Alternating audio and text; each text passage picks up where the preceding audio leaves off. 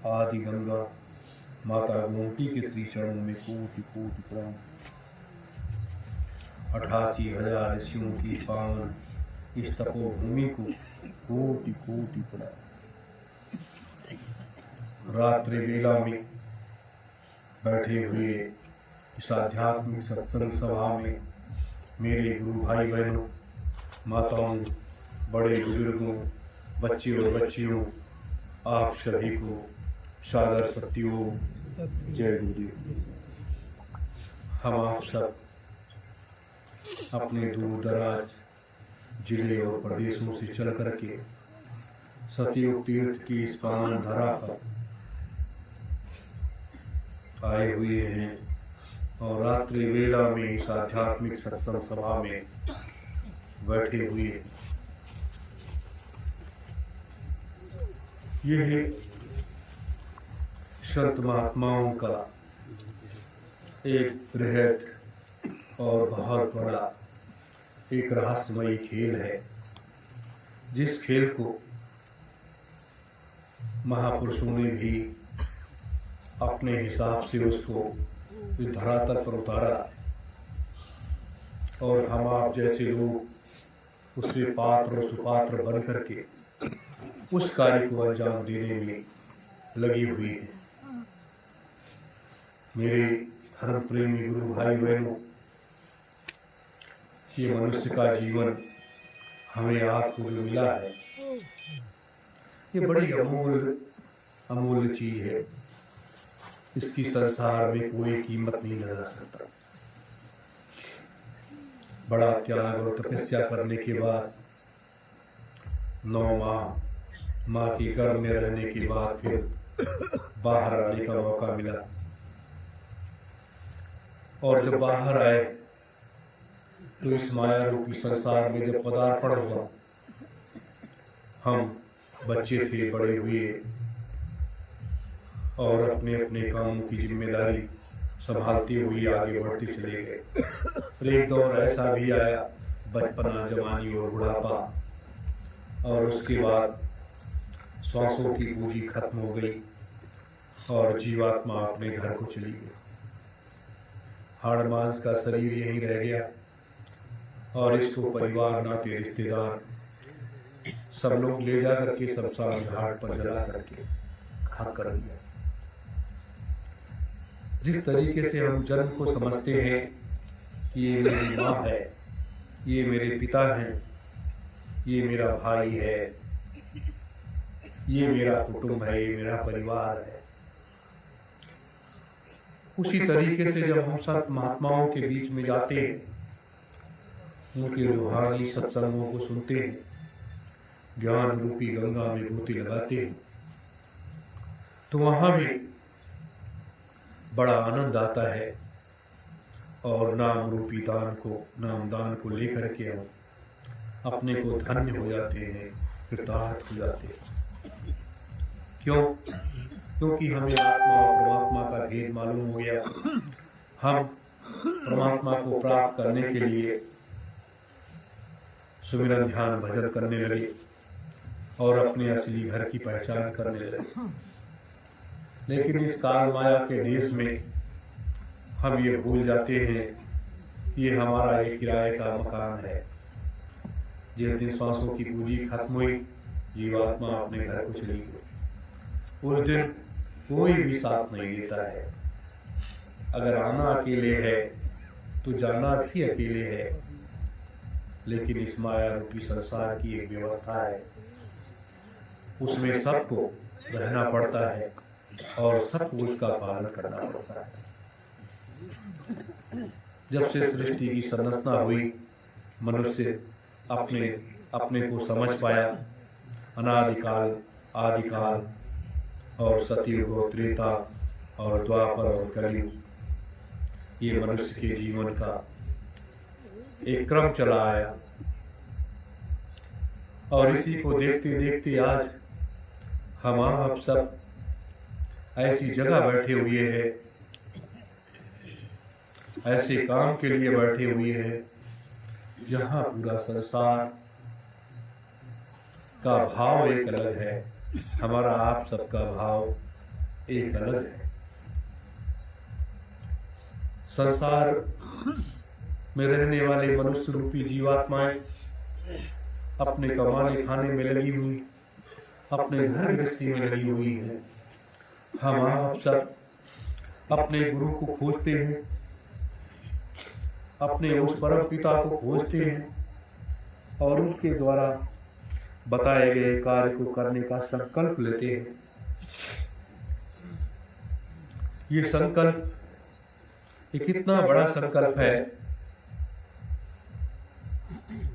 जिसकी जितनी भी विवेचना की जाए, जितने भी शब्द उसके लिए अपने लोगों के बीच में उड़े जाए, वो भी कम है। क्योंकि संकल्प बहुत बड़ी चीज होती है।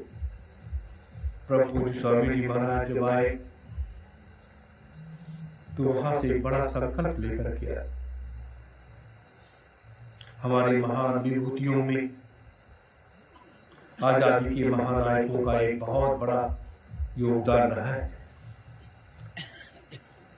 उन्होंने इस देश को मां समझ करके अपनी माता की बेड़ियों, जो हाथ और पैरों में बेड़ियां पड़ी थी, उसको छुड़ाने का हर संभव प्रयास किया। आज जब इतना बड़ा संकल्प कभी राम ने लिया था,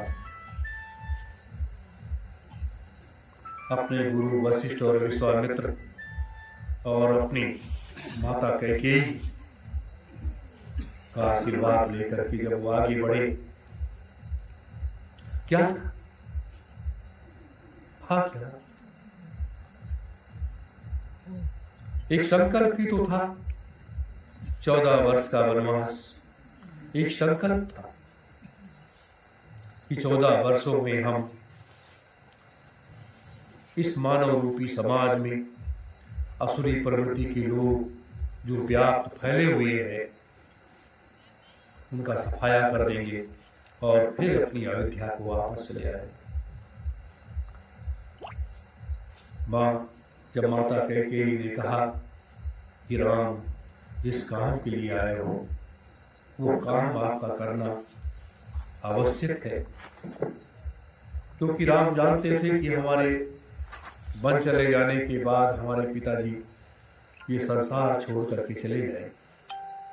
लेकिन तब कैकेयी ने यही बात कही थी, राजा रहे या न रहे, लेकिन मेरा देश सुरक्षित रहना चाहिए। कर्तव्य का बोध कराया था। और इस माया रूपी संसार में, ये संसार ही द्वैत है और द्वैत रूपी संसार में बहुत बड़े बड़े काम। अपनी भार्या सीता और भाई लक्ष्मण को लेकर के आगे बढ़े। हजारों संत महात्माओं का सानिध्य और आशीर्वाद प्राप्त करते हुए आगे बढ़ते चले गए और असुरों का सफाया करते चले गए। जब उन्होंने ऋषियों के अस्त्र कंकाल को देखा, सन्न रह गए। तो ये वो भी एक दौर द्वापर का आया। तो ये पूर्व से सारी चीजें निर्धारित होती है। हमारे बहुत से प्रेमी जन नए आए हैं,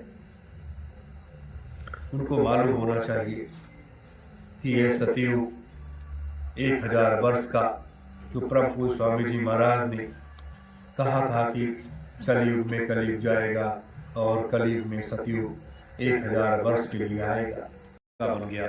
बांग सुन करके जब वो गंगा की तरफ आगे बढ़े, जब माँ गंगा के पास पहुंचे घाट पर, तो माता ने कहा, ऋषिवर आप यहाँ आए हो, क्यों आए?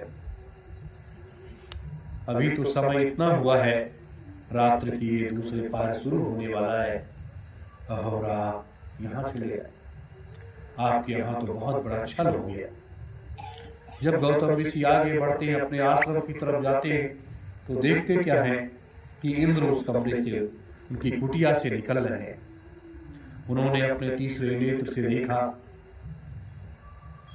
उन्होंने तुरंत इंद्र को भी श्राप दे दिया, चंद्रमा को दे दिया और अपनी धर्मपत्नी माता अहिल्या को भी श्राप दे दिया, जाओ तुम पत्थर हो जाओ।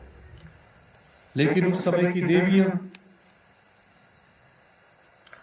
वो पतिव्रता नारियां होती थीं, उनके अंदर असीम शक्तियां समाहित होती थीं कि ये भूमंडल भी कांपने लगता था, तीनों लोक कांपने लगता था।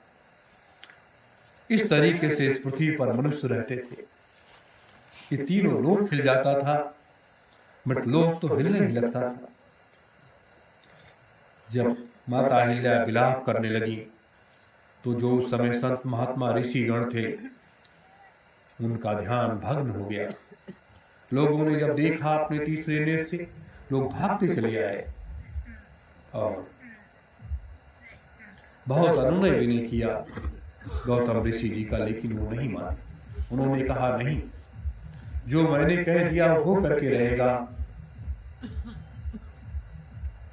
इसका निराकरण करने के लिए, क्योंकि ये जानते थे, महात्मा लोग जानते थे कि अगर इस देवी का विलाप इसी तरीके से रह गया, 24 घंटे अगर रह गया, तो ये पृथ्वी कहां से कहां चली जाएगी, क्या होगा, इसको कौन बचाए। लोग भाग करके ब्रह्मा जी के पास गए। ब्रह्मा जी ने कहा इसका मेरे पास कोई उपाय नहीं है। फिर भाग करके लोग ब्रह्मा जी से विष्णु भगवान के पास गए। विष्णु भगवान ने कहा मेरे पास कोई उपाय नहीं है। फिर उसके बाद विष्णु भगवान भी भगवान शिव के पास सभी ऋषिगण सब लोग जब पहुंचे तो भगवान शिव ने दोनों हाथ खड़े कर दिए, मेरे पास इसका कोई उपाय नहीं, लेकिन एक रास्ता है। ऐ महात्माओं, अगर आप लोग अपने तपोबल को खर्च कर दो तो कुछ किया जा सकता है। भगवान शिव ने वो उपाय बताया।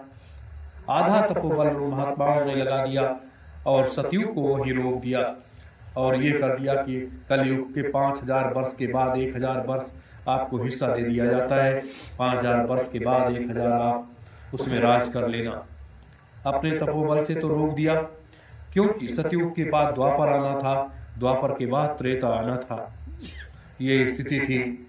ऐसी स्थिति में आगे का फिर महात्माओं ने कहा कि प्रभु ये तो हो गया, लेकिन अब तो द्वापर आएगा, द्वापर के बाद त्रेता आएगा और ये मेरी माँ इस तरीके से पाषाण बनकर के पड़ी रहेगी, कितने ठोकर लगेंगे, क्या क्या होगा। तब भगवान शिव ने दूसरा उपाय बताया। महात्माओं ने अपने सारे तपोबल को खर्च करके और द्वापर को रोक करके त्रेता लेकर के आया। तो हमारे महात्माओं में इतनी बड़ी शक्ति है कि वो युगों को भी बदल देते हैं, उसको भी रोक देते हैं। और एक देवी के लिए इतना बड़ा वो उठा लिया गया। मेरे धर्म प्रेमी भाई बहनों, यही एक सनातन का ये असली रूप है। फिर त्रेता आया और उसके बाद राम का ये सब जो घटनाक्रम हुआ तो आप लोग जानते हैं। तो ये सृष्टि का एक विधान कि महात्माओं ने समय समय पर मर्यादा को भंग नहीं किया, लेकिन अगर आवश्यकता पड़ी तो अपने तपोबल को उसी जगह लगा करके और उस कार्य को करने के लोगों को मुक्ति मोक्ष का रास्ता दिखा दिया। जैसे स्वामी जी महाराज अपने सतलोक से चल करके वो यहाँ पर आए। क्यों आए, किसके लिए आए? इस मानवता रूपी व्यवस्था को की रक्षा के लिए। ये एक आध्यात्मिक प्रसंग है, राजनीतिक प्रसंग नहीं है। आए और यहां देखा कि यहां ये स्थिति है, लेकिन भारतवर्ष ये ऋषि मुनियों संत महात्माओं का देश है। लेकिन उसके बाद भी 60 वर्ष तक उन्होंने मेहनत किया। संत सम्राट जी ने इतनी कठोर साधनाएं की, इतनी कठोर तपस्या किया जिसकी कोई सीमा नहीं। किसके लिए? इस मृतलोक की मानवता की रक्षा के लिए। आज जब पूरा संसार उद्वेलित हो रहा है, पूरा संसार में हाहाकार मच रहा है और आगे तेजी के साथ मचने जा रहा है, तो इसको कौन बचाएगा, क्या होगा? ये समय, ये स्थिति आ रही है। और ये सतयुग तीर्थ की पावन धरा हमारे प्रेमी जनों ने आप सबको विस्तृत व्याख्यानों में बताया होगा कि ये क्या है, ये क्यों इसकी व्याख्या व्यवस्था की गई और किस लिए की गई। ये युग परिवर्तन सतयुग स्थापना महायज्ञ का एक बृहद रूप का एक व्यवस्था है। आने वाला समय एक ऐसा समय तीव्र गति से आ रहा है, धीरे धीरे नहीं आ रहा है, तीव्र गति से आ रहा है, जो इस पूरे संसार को झकझोर करके रख देगा। एक ऐसा सूर्य निकलने जा रहा है कि उसका प्रकाश से पूरा संसार प्रकाशमय हो जाएगा। पूरा संसार जब प्रकाशमय हो जाएगा तो आप देखते चले जाओगे ये हो क्या रहा है।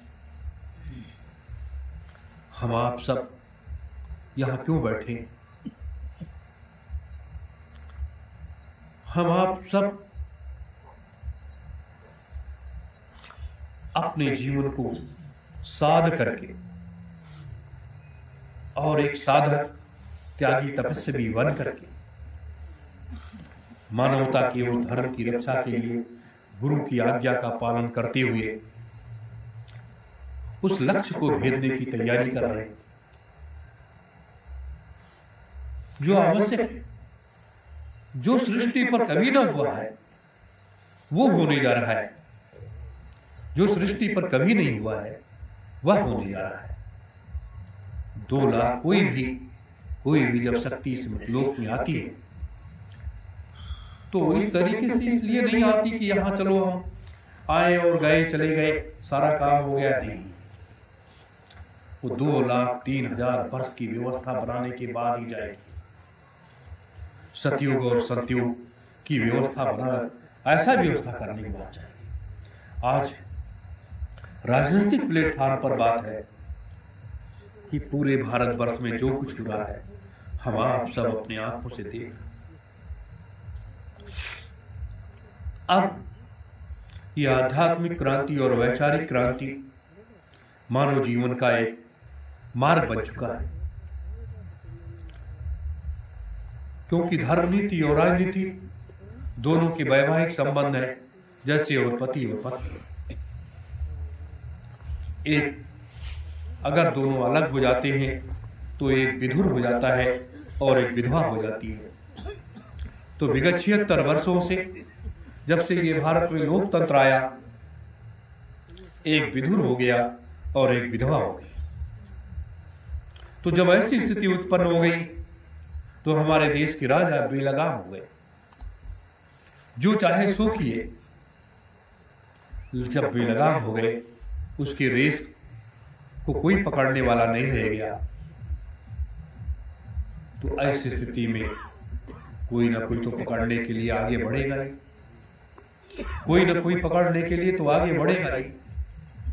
तो वो भी दौर, वो भी समय आ रहा है जिसको हमें आप सबको पकड़ना। हिम्मत मत हारो, ये जीवन बहुत लंबा है और ये खेल लंबा नहीं है। जीवन तो लंबा है, कितने सालों तक रहना पड़े कोई पता नहीं, लेकिन ये खेल लंबा नहीं है। ये खेल आप देखते देखते ये सारे कार्य होते चले जाएंगे और एक नया राजनीतिक बदलाव आएगा और भारत का प्रजातंत्र कुछ समय के लिए इतना मजबूत आगे हो जाएगा, कुछ समय के लिए इतना मजबूत हो जाएगा जिसकी हम आप कल्पना नहीं कर सकते। फिर एक नया रूप आएगा भारतवर्ष का नहीं, पूरी दुनिया का, और पूरी दुनिया का सिरमौर भारत बन जाएगा। लेकिन हम सोचे इन नेताओं से हो जाएगा, नहीं होने वाला है, नहीं। क्योंकि महात्माओं का सानिध्य, संतों का आशीर्वाद अगर आपके साथ नहीं है तो आप इस लड़ाई को नहीं जीत सकते। क्योंकि महात्माओं का सानिध्य और उनका आशीर्वाद होना आवश्यक है। ये संघर्षों का मार्ग है, विचारों का मार्ग है। इसीलिए यह पूर्णिमा का यज्ञ जो हवन होता है, लोग कहते हैं कि सब यज्ञ में समिधा डालने से क्या होता है। आत्मा अगर शुद्ध हो तो यज्ञ में संविदा की कोई आवश्यकता नहीं होती। लेकिन जब किसी को प्रसन्न करना हो इस मृतलोक में और बिना इसको प्रसन्न किए कोई उस कामयाबी को हासिल नहीं कर पाए,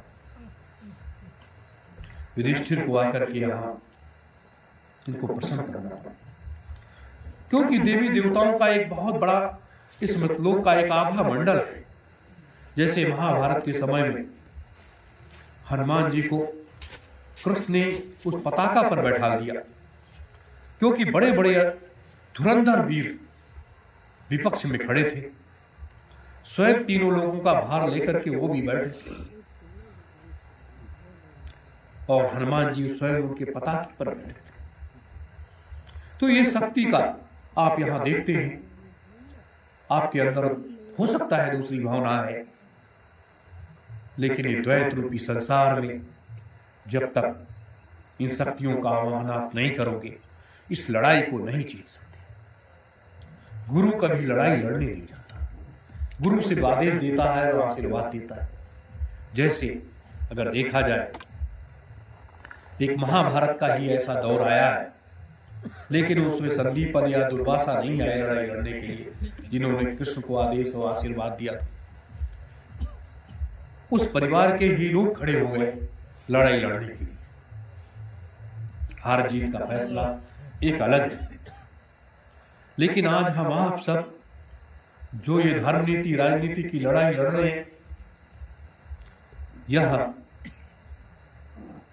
सार्थक भी है और वास्तविक सत्य भी है।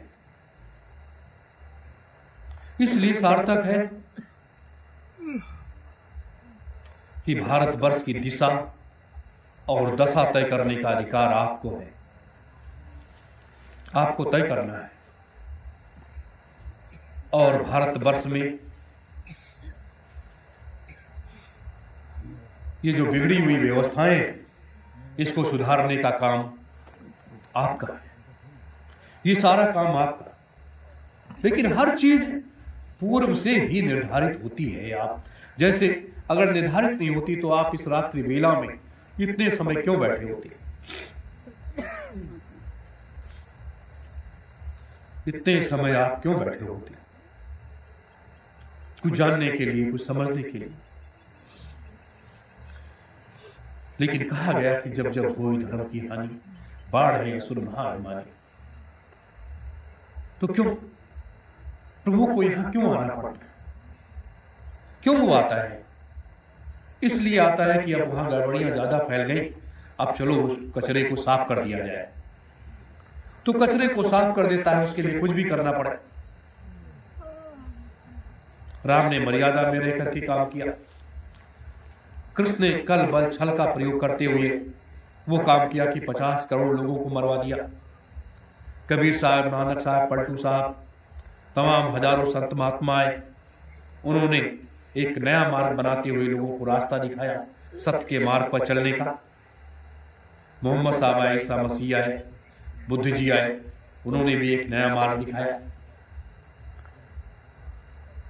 अपने स्वामी जी महाराज आए, उन्होंने एक नया रास्ता दिखाया। अपने रूहानी सत्संगों को सबको जोड़ लिया और एकता के सूत्र में बांधने का हर संभव प्रयास किया। लेकिन गुरु की महिमा जो है वो अनंत में व्याप्त रहती है। जो गुरु के बारे में जानता है वो हमेशा अपने गुरु के श्री चरणों में हमेशा लूटा रहता है, लेटे रहता है, क्योंकि गुरु ही वो परम सत्ता है कि आपको हर कदम पर आगे लेकर के जाती है। वो पीछे हटने नहीं देती और आपको विजय श्री दिला देती है। जैसे राम जी जब वापस आए, सबने कहा आपने ये काम किया, वो काम किया। राम जी ने कहा नहीं, मैंने तो कुछ नहीं, जो कुछ किया है सब हमारे गुरुदेव ने किया है। क्योंकि गुरु का आशीर्वाद और उनकी शक्ति साथ में काम कर रही थी। तो ये बहुत बड़ा एक विचित्र खेल है। ये खेल को आप जान जाओगे तो आपके समझ में आएगा कि ये है क्या। ये सतयुग तीर्थ की पावन धरा बहुत जल्दी संसार में एक अद्वितीय रूप ये दिखाएगी और यहाँ की एक आभा मंडल संसार को एक दिशा मोड़ देगा और गुरु के चरण कमल, दोनों महान विभूतियों के चरण कमल जिस समय इस पृथ्वी पर पड़ जाएंगे, उस समय पूरा संसार अलौकिक हो जाएगा, प्रकाशमय हो जाएगा। और उस समय सतयुग की वो प्रथम किरण मानव रूपी संसार को एक प्रकाश दे देगी। ये है हमारे सनातन की पहली सीढ़ी। इस सतयुग तीर्थ की पहली सीढ़ी। दूसरी सीढ़ी जब हम चढ़ेंगे, जब 3000 महात्माओं का आगमन, अपने गुरुदेव का आगमन इस महायज्ञ के लिए होगा, ये दूसरी सीढ़ी होगी। और महायज्ञ पूर्ण होने के बाद ये तीसरी सीढ़ी होगी, जो पूरे मृतलोक में सतयुग सतयुग की स्थापना हो जाएगी। इसे कहते हैं संकल्प, इसे कहते हैं कार्य, इसे कहते हैं व्यवस्था। इसलिए हम आपको उस धरातल की बात करता हूं जिस धरातल को आपको आवश्यकता है। आज बड़ा अच्छा लगता है कि जब आप सब का सानिध्य मिलता है और आप जैसी महान विभूतियों का दर्शन होता है, तो बड़ा अच्छा लगता है कि ये जीवन हम आप सबका धन्य हो जाता है जब एक दूसरे से मिलन होता है। क्यों? इस कार्य को करने के लिए हम आप जैसे छोटे छोटे लोग आगे बढ़ रहे हैं। लोगों के समझ में अभी नहीं आ रहा है, अभी इतनी जल्दी आएगा। जैसे जैसे आपका प्रकाश फैलता चला जाएगा, वैसे वैसे आपकी ये समझ लोगों के समझ में आती चली। और ये वास्तविक सत्य है कि सतयुग तीर्थ की पावन धरा से सारा कार्य पूर्ण रूप से संपन्न होगा और एक नई दिशा, एक नया मार्ग यहाँ से निकलेगा। चाहे वो राजनीतिक मार्ग हो, चाहे वो आध्यात्मिक मार्ग। कोई हम साधु सन्यासी नहीं है, कोई हम महात्मा नहीं है। हम आप सबके बच्चे बच्चियां हैं। आपका सानिध्य, आपका सहयोग इसी तरह से अगर मिलता रहे तो आगे के कार्यों में कहीं कोई समस्या नहीं आएगी। लेकिन मार्ग बड़ा अवरुद्ध है, ये कांटों भरा मार्ग है। कांटों भरे मार्ग पर चलना ये वीरों का काम होता है। और जब वीर उस रास्ते पर चलता है तो उसका गुरु उसके नीचे अपनी हथेली लगा देता है कि मेरे बच्चों के तलवे में कहीं कांटे न चुभ जाए। ये गुरु की महत्ता होती है, ये गुरु की शक्ति होती है। उस पर हम लोग चल करके तो देखें। ये मैं आपको इसलिए बताता हूं कि आज वीरता और साहस की जरूरत है। इसीलिए कहा गया कि एकता, विश्वास, बलिदान, त्याग और प्यार में ही ये सारे कार्य संपन्न होते हैं। एक ही काफी हो जाता है, करोड़ नहीं एक। हमारे संत सम्राट जी कहते हैं कि हमें 100 व्यक्ति चाहिए, 100 नहीं 9 चाहिए, 9 नहीं मुझे एक चाहिए। एक ऐसा होता है कि वो पूरे संसार की दिशा को मोड़ देता है। जैसे नेताजी सुभाष चंद्र बोस अकेले विदेश गए थे और पूरी दिशा ही मोड़ दिया। प्रभु स्वामी जी महाराज अकेले चले थे, पूरी दिशा ही मोड़ दिया। तो आप भी अगर अकेले चल पड़ोगे तो पूरी दिशा ही मुड़ जाएगी। धर्म की रक्षा के लिए, देश की रक्षा के लिए कर्मयोगी बनना पड़ेगा। और कर्मयोगी बन करके राष्ट्रवाद की भावना, अध्यात्मवाद की भावना अपने अंदर जागृत करनी पड़ेगी। और इस महान संकल्प को तभी आप अपने अंदर पूरा कर सकते हो। ये कुछ बातें मैंने आपके बीच में रखी हैं। शेष कल समय से सांध्य वेला में बहुत जल्दी वो कार्यक्रम की व्यवस्था कर देंगे। उसमें मैं आपको विस्तार से भारतवर्ष की राजनीति का एक विस्तृत व्याख्यान आपको बताऊंगा। और उस एक आध्यात्मिक व्याख्यान कि आगे सतयुग कैसे आएगा, इसकी व्यवस्था कैसे होगी, कैसे कैसे लोग होंगे और आगे क्या क्या होगा, ये सारी चीजें मैं आपको विस्तृत व्याख्यान के तहत आपको कल इसके बारे में बड़े विस्तार से आपको एक एक चीज बताऊंगा। हम आम जनमानस हमारे आप सबके लिए क्या सोचता है, हम मानव समाज के लिए क्या सोचते हैं, क्या करना चाहते हैं। बस इन्हीं शब्दों के साथ आप सभी धर्म प्रेमी गुरु भाई बहनों को, बड़े बुजुर्गों को, माताओं को, बच्चे बच्चियों को सादर सत्यों, जय गुरुदेव।